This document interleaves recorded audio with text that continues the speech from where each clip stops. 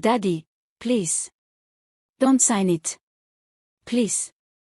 9-year-old Ayamide's voice cracked as she clutched her father's arm, tears streaming down her round cheeks. In his other hand, Mr. Adebayo Okonkwo held a blue pen hovering over official-looking documents spread across the dining table.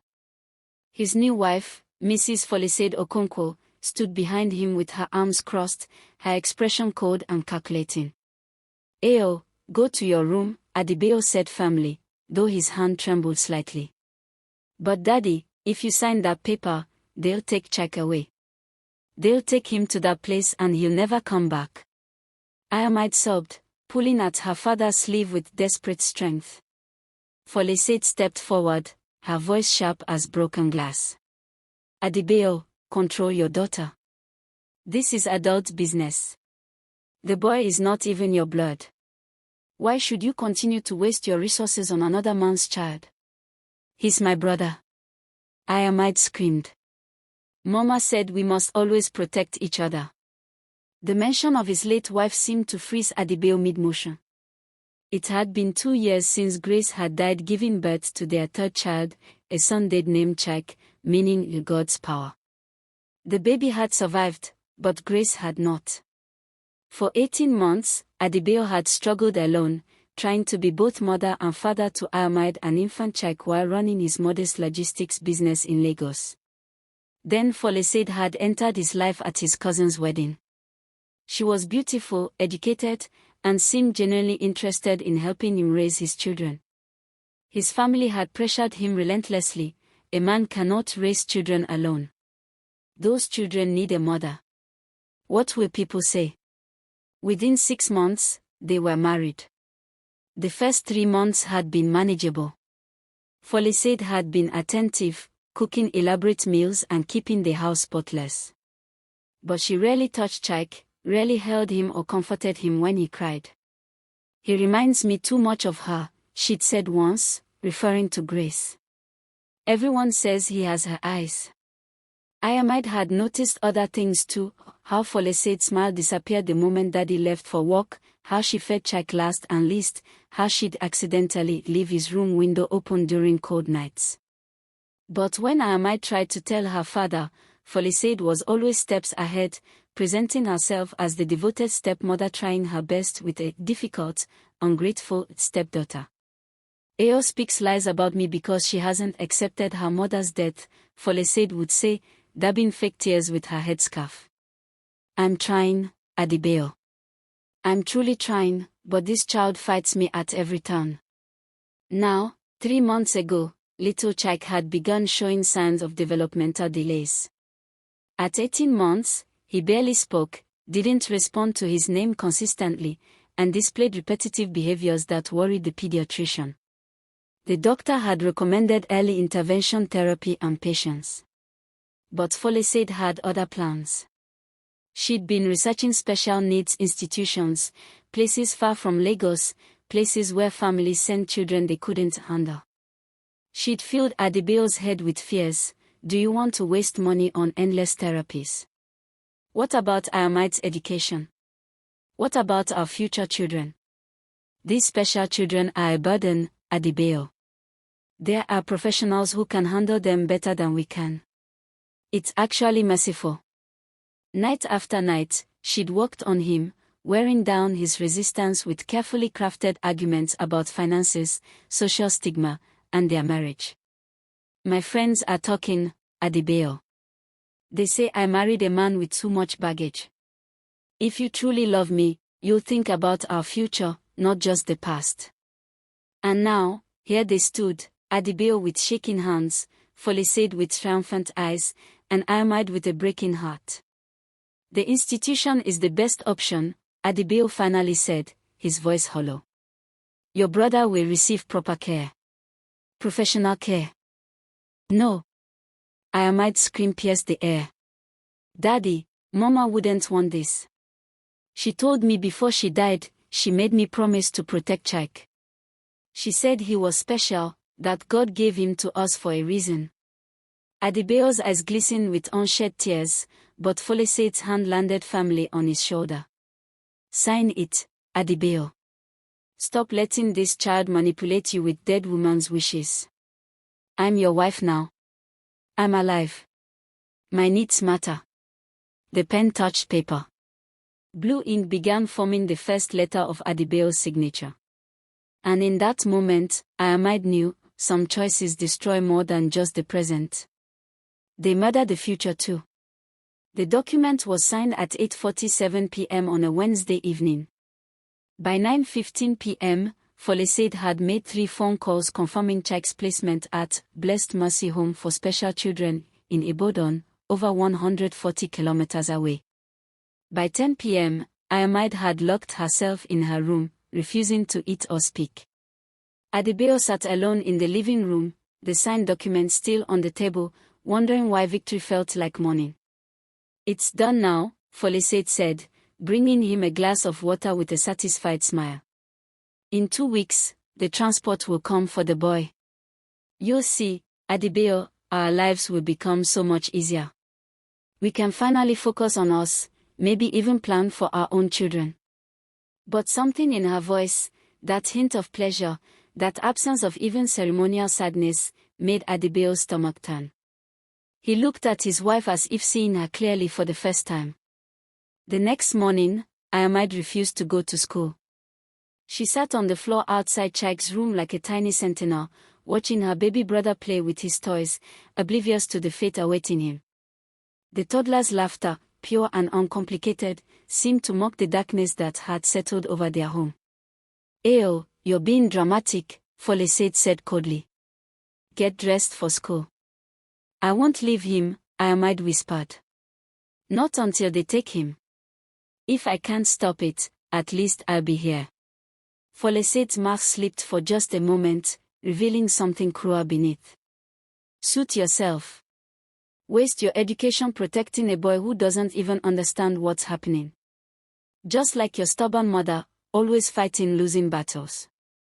That afternoon, Adebayo returned home early from work to find his daughter exactly where he'd left her, now asleep against Chike's doorframe. Chike had covered her with his baby blanket, patting her head with clumsy affection. The image should have been heartwarming. Instead, it felt like an accusation. Folesaid, "Maybe we should reconsider," he began. "No." His wife's voice was still. "We've made the decision. The papers are signed. They're expecting him. You cannot be a weak man, Adebayo. This is what leadership looks like, making hard choices for the family's good." But whose family? The question haunted Adebayo, though he couldn't bring himself to speak it aloud. The following Sunday, they attended church, Adebayo's family church, where he'd married Grace, where his children had been dedicated. Pastor Olumide's sermon was about Abraham's willingness to sacrifice Isaac, about faith and difficult obedience. But Folesaid had chosen this church deliberately, knowing the message would reinforce her narrative. After service, she cornered Sister Bimp and 2 other churchwomen. "Please, pray for us," Folesaid said, her voice dripping with false humility. "We are making the difficult decision to place my stepson in professional care. He has challenges, and we want what's best for him, but my stepdaughter doesn't understand. She's making it so hard." The women clucked sympathetically. "Children don't understand adult responsibilities," Sister Bim said. "You're being very sacrificial," Sister Folesaid. "Not many women would take on a man with such complications." But Mrs. Aduk, an older woman who had known Grace, studied Folesaid with sharp eyes. "This boy, Chike. Grace's son. The one she died bringing into this world." Her voice carried weight. "Grace made me promise something before she went into labor. She said if anything happened to her, I should make sure her children stayed together. She said Chike was prophesied to be special, meant for great purpose." Folesaid's smile tightened. "Superstition and sentiment, more. We live in modern times. The boy needs professional help we cannot provide. Or perhaps," Mrs. Aduk said quietly, "he needs the family his mother died to give him." The words landed like stones in still water, creating ripples that would eventually become waves. That night, Adebayo couldn't sleep. He went to Chike's room and watched his son sleep, the rise and fall of his small chest, the way his fingers curled around his stuffed elephant, the peaceful innocence of his face. What was he doing? What had he allowed himself to be convinced to do? He found Ayamide's diary on her desk. She'd never been good at hiding things. The most recent entry was dated the day before he'd signed the papers. "Mama, I'm trying to keep my promise, but Daddy won't listen. He's different now. He's forgotten how you smiled when Chike was born, how you said he was your miracle. Folisade is poison, but Daddy drinks it like water. I don't know what to do. Please help me protect our Chike. I'm only 9. I'm not strong enough." Adebayo's hands shook as he read. The words bled through his tears. What kind of father had he become? What kind of man? But the papers were signed. The arrangements were made. Folisade had orchestrated everything with surgical precision, involving his family, the church community, social expectations, building a cage of irreversibility around his decision. And in 12 more days, they would come for Chike. The white van arrived at 9 a.m. on a Saturday, exactly as scheduled.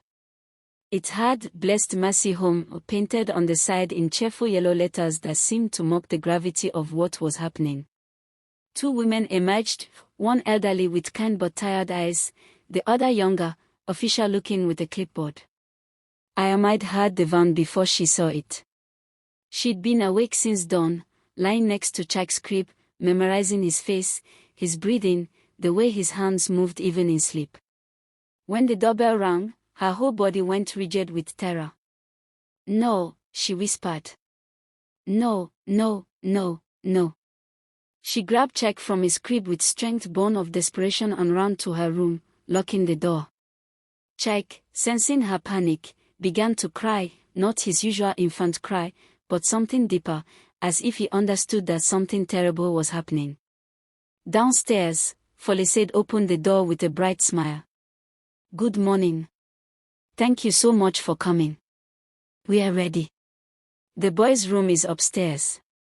But Adebayo stood frozen in the hallway, his face ashen. All night, he tossed and turned, Ayamide's diary entry burning in his mind. He'd gone to Chike's room 3 times, each time nearly waking Folisade to call it off, but fear, of her reaction, of looking weak, of admitting he'd made a catastrophic mistake, had kept him silent. Now, faced with the reality of strangers in his home coming to take his son, something broke inside him. "Wait," he said, his voice cracking. "Just wait a moment. Adebayo." Folisade's voice was sharp with warning. "We discussed this. Don't you dare. I need to think. You've had weeks to think. The papers are signed. These professionals have traveled all the way from Ibadan. You will not embarrass me like this." Upstairs, Ayamide heard heavy footsteps on the stairs. They were coming. She looked around frantically, the window. But they were on the 2nd floor. The closet. Too obvious. She clutched Chike tighter, and he wrapped his small arms around her neck, his crying quieting to frightened whimpers. "Ayamide." Folisade's voice was venomous outside the door. "Open this door right now. Stop this nonsense. Go away." Ayamide screamed. "You're not taking him. Daddy, please. Daddy."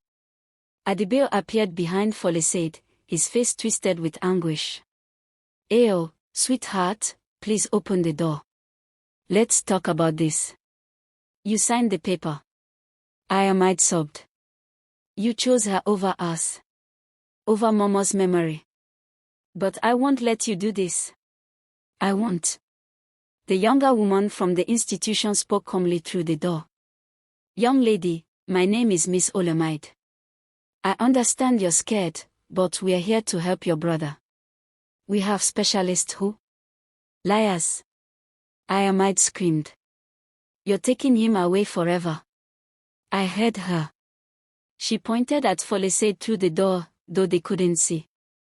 I heard her on the phone saying once he's gone, Daddy will forget about him. That's what you want, isn't it? To erase Mama and Chike and me. To pretend we never existed. The accusation hung in the air like smoke. Folisade's face went pale, then red. That is absolutely untrue. Adebayo, tell them. But Adebayo wasn't listening. He was remembering fragments of overheard phone conversations, Folisade's barely concealed irritation when Chike cried, the way she'd pushed the toddler away when he reached for her. How had he been so blind? Break down the door, Folisade commanded suddenly. My husband owns this house. We have legal right. Break it down. Ma'am, we don't break down doors, Miss Olamide said firmly. We transport children with consent and cooperation, not force. Perhaps we should reschedule. No. Folisade was unraveling, her carefully maintained composure cracking. You will take that boy today. I have waited months for this. I have endured that child's presence, his crying, his demands. I am the wife now. My needs come first. The mask was completely off. Everyone had it, the staff from the institution, Adebayo, and through the door, Ayamide. The truth, raw and ugly, finally exposed. Adebayo looked at the woman he'd married and saw a stranger. Get out, he said quietly. What? Folisade turned to him, eyes wide with disbelief. Get out. His voice exploded through the house. Out of this hallway. Out of my sight. How could I have been so foolish? How could I have let you poison my mind against my own children? You signed the papers. Folisade shrieked. You made vows to me. You chose. I chose wrong. Adebayo's voice broke. God forgive me, I chose wrong. He turned to Miss Olamide. There's been a terrible mistake. My son will not be going anywhere. I'm sorry you traveled for nothing. I'll compensate you for your time and fuel. The older woman smiled gently. Sir, you're making the right choice. Family should stay together when possible. We'll tear up the commitment papers. But Folisade wasn't finished. Her face contorted with rage, she lunged for Ayamide's door, pounding with both fists. You ungrateful brat. You've ruined everything. Everything. Your mother should have taken you with her when she died. You're both curses on this family. The silence that followed was deafening. Even Chike stopped whimpering.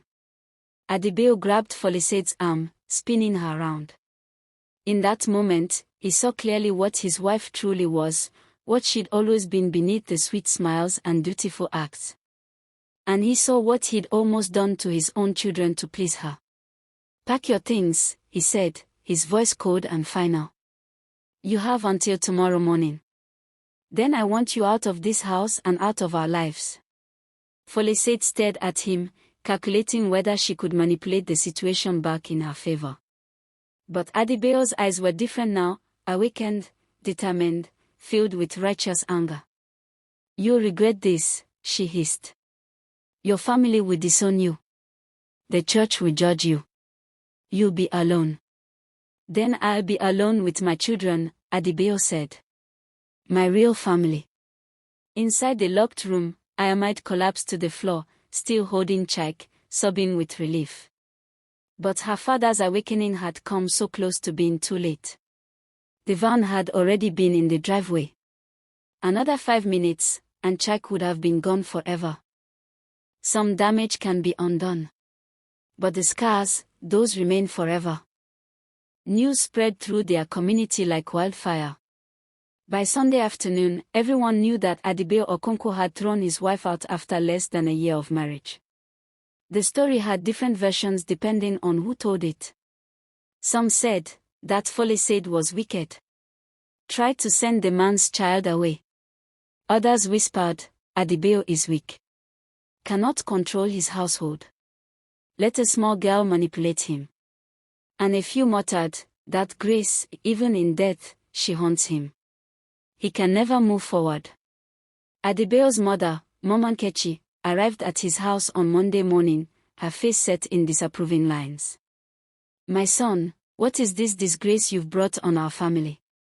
Your wife is at her parents' house crying, claiming you've abused her. Her father wants to involve the elders. Adebayo was feeding Chike breakfast, watching his son, truly seeing him, for the first time in months. The way Chike's eyes lit up at the sight of bananas.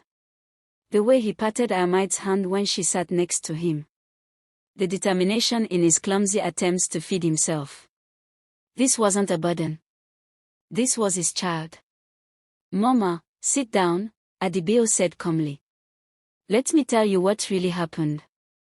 He told her everything, how Folesaid had barely hidden her resentment, how she'd manipulated him, how close he'd come to permanently losing his son. Mama Nkechi listened, her expression shifting from anger to shock to shame. You almost signed away your own child, she whispered. Grace's child. I did sign, Mama. The papers were complete. If not for Ayamaid. His voice broke. My 9-year-old daughter had more strength and clarity than I did. Mama Nkechi was silent for a long moment. Then she stood, walked to where Chike sat in his high chair, and kissed his forehead, something she'd never done before, always keeping emotional distance from the boy. Forgive me, she whispered. We pushed you to remarry too quickly. We cared more about appearances than about wisdom. The elders came that Wednesday, 5 older men from their extended family, summoned by Folesaid's father to mediate the marital dispute. They sat in Adebayo's living room, expecting to lecture him about abandoning his wife and breaking up his home. Instead, Adebayo presented evidence. Text messages where Folesaid discussed getting rid of the damaged one with her sister. WhatsApp chats where she complained to friends about being stuck with another woman's problems. Bank statements showing she'd been secretly saving money meant for Chike's therapy, into a private account. And most damning, recordings from the nanny camera Adebayo had installed after the confrontation. Footage of Folesaid pinching Chike when he cried, leaving him in his crib for hours, feeding him spoonfuls of food so fast he gagged and choked. The elders watched in horrified silence. Uncle Tond, the eldest, removed his cap, a gesture of deep shame. This woman, she wore the mask of righteousness while plotting evil. Adebayo, you were within your rights to send her away. We apologize for doubting you. But the damage to Adebayo's psyche ran deeper than anyone could see. At night, he lay awake consumed by guilt. How had he been so easily manipulated? What kind of father nearly abandons his own child because a woman made him feel weak? The shame ate at him like acid. Ayamaid, meanwhile, struggled in her own way. She'd saved Chike, but the trauma of those weeks, the feeling of helplessness, the terror of losing her brother, the betrayal by her father, had marked her. She developed nightmares, waking up screaming that they're taking him away. She couldn't go to school without calling home 3 times to check on Chike. She's traumatized, the child psychologist explained to Adebayo. Your daughter carried an impossible weight. She tried to be parent, protector, and moral compass, all at 9 years old. While you were being manipulated by your wife, Ayamaid was fighting a battle she shouldn't have had to fight. Those words shattered something in Adebayo. He held Ayamaid as she cried one night, both of them sitting on the floor of Chike's room, watching the toddler sleep peacefully. I'm sorry, baby girl, Adebayo whispered, tears streaming down his face. I'm so sorry I didn't listen. Your mama would be ashamed of me. Mama would forgive you, Ayamaid said quietly, with wisdom beyond her years. But daddy, you have to forgive yourself too. Folesaid was a liar. You were sad and lonely. You made a mistake. But you fixed it. You chose us in the end. Almost too late. But not too late, Ayamaid insisted. Chike is here. We are together. That's what matters. Still, the weight of his near-catastrophic choice haunted Adebayo. He'd sought comfort and companionship in remarriage, but in doing so, he'd nearly destroyed what remained of his first family. The price of his weakness, his loneliness, his fear of judgment had almost been his own son. Mrs. Adu came to visit on Thursday with a pot of pepper soup and quiet wisdom. Adebayo, you were a widower raising children alone. A woman saw your vulnerability and exploited it. This doesn't make you weak, it makes you human. But now you know, not everyone who smiles has good intentions. Not everyone who offers help truly cares. How do I protect them going forward? Adebayo asked. How do I make sure this never happens again? You stay awake, Mrs. Adu said simply. You stay present. You remember that the woman who died giving you child trusted you with her children. Honor that trust. That's how you protect them. 3 weeks after Folisade left, her family tried one last manipulation, claiming she was pregnant, demanding Adebayo take her back. But medical records revealed the lie. There was no pregnancy. It was one final desperate attempt to rewrite the narrative, to reclaim the position she'd lost. The community eventually moved on to other gossip.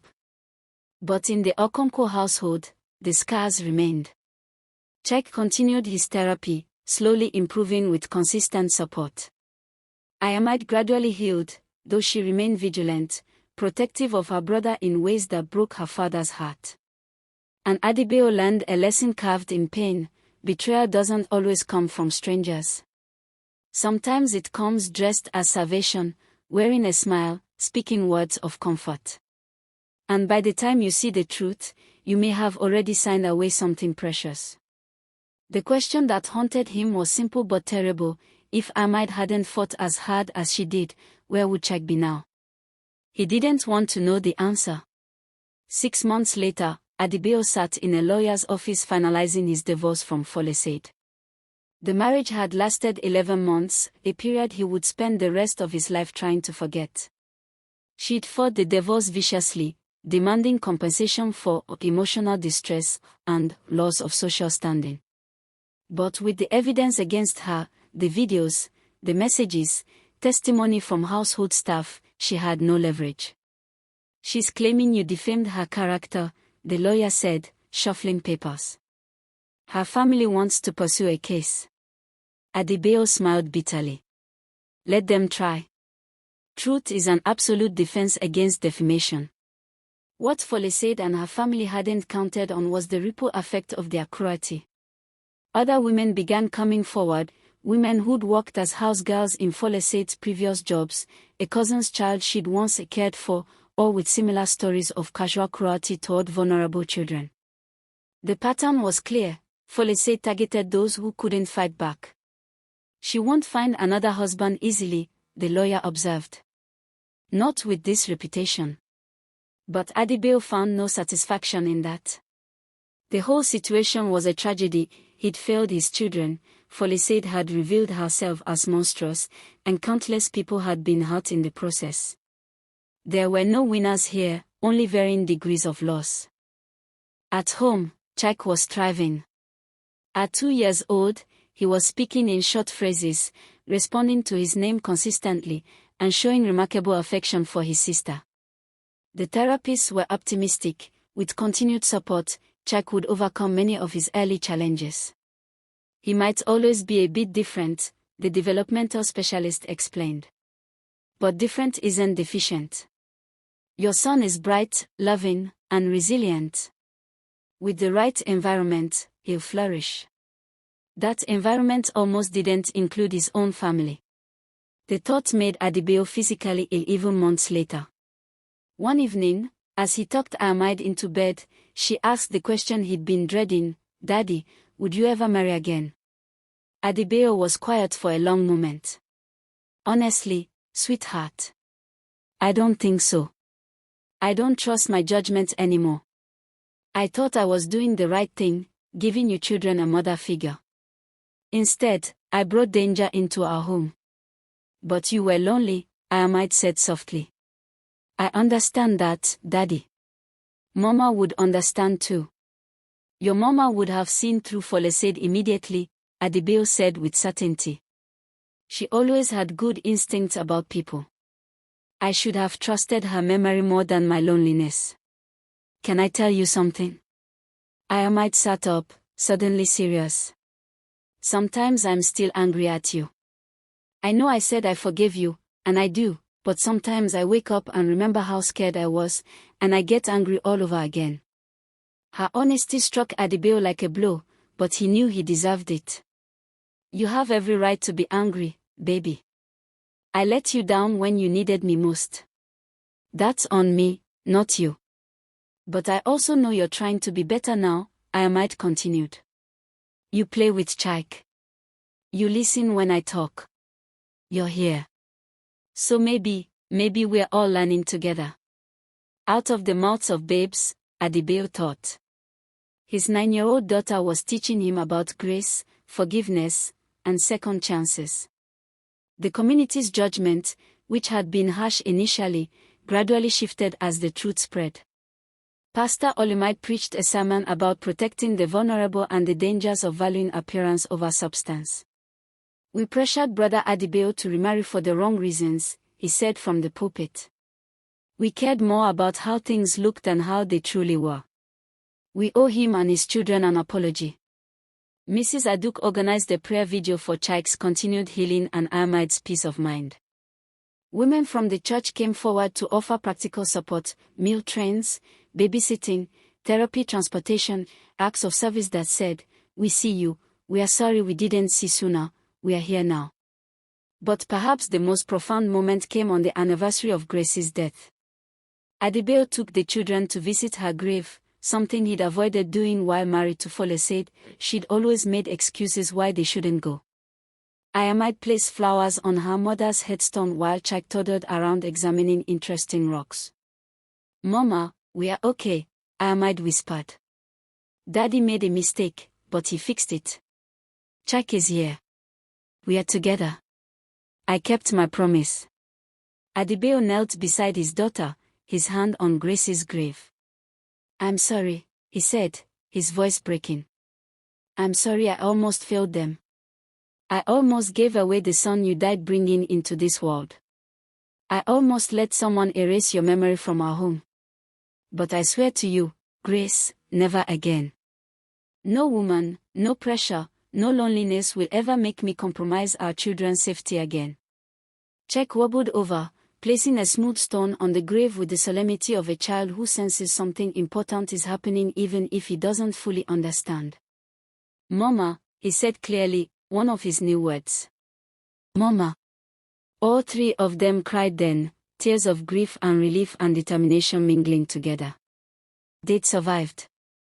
They'd almost been destroyed, but they'd survived.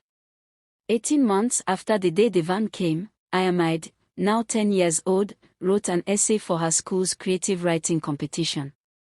The topic was, "A Moment That Changed Everything." She wrote about the day she fought for her brother, about the fear and the anger and the desperate love that gave her courage. She wrote about her father's mistake and his redemption. She wrote about the cost of loneliness, the danger of deception, and the power of a child's voice refusing to be silenced. The essay won first place. At the award ceremony, Adebayo watched his daughter read her words aloud to an audience of parents and teachers, her voice clear and strong. Chike sat on his lap, patient and content. "My mama used to say that family is the most important thing," Ayamide read. "But I learned that keeping family together sometimes requires fighting, even against the people who are supposed to protect you. It requires being brave when adults are being foolish. It requires refusing to be silent even when silence would be easier. My brother is here today because I didn't give up. But I almost lost him because my father was tricked by a woman who saw our family as an obstacle instead of a blessing. This taught me that not everyone who enters your life means you well. Some people wear kindness like a costume they can take off when convenient. My father made a terrible mistake. He knows it. I know it. But he also made the right choice in the end. He chose us. And now we're healing together, not pretending the hurt didn't happen, but walking through it honestly. The moment that changed everything wasn't when my father almost signed my brother away. It was when he finally listened to me. When he chose to believe his daughter over his wife. When he chose truth over comfort. That's the real lesson. Sometimes doing the right thing means admitting you were wrong. Sometimes protecting your family means fighting your own choices. And sometimes the smallest voice, even a 9-year-old girl's, carries the most important truth. The audience applauded. Adebayo felt tears streaming down his face, but they were different tears now, tears of pride in his daughter's strength, gratitude that they'd survived, and hard-won wisdom about the fragility of family and the vigilance required to protect it. As they drove home that evening, Jack chattering happily in his car seat and Ahmad reviewing her prize certificate, Adebayo made a silent vow: he would spend the rest of his life proving worthy of the second chance his children had given him. He would never forget how close he'd come to destroying everything that mattered for the sake of companionship and social acceptance. Some mistakes can be corrected. Some papers, once signed, can be voided. Some children, once nearly lost, can be saved. But the memory, the knowledge of how easily it could have all gone differently, that stays forever. That is the cost of redemption, carrying the weight of what almost happened, every single day, as a reminder to never, ever let your guard down again. And in the end, perhaps that weight is the price we pay for being human, for making terrible mistakes, for allowing ourselves to be deceived, and for fighting our way back to the truth, no matter how much it hurts. Chuck would never remember the day they almost took him away. But Ahmad would never forget. Neither would Adebayo. And that remembering, painful as it was, would keep them vigilant, together, and unbreakable. Because some battles are won. But the scars they leave become part of your armor for the battles yet to come.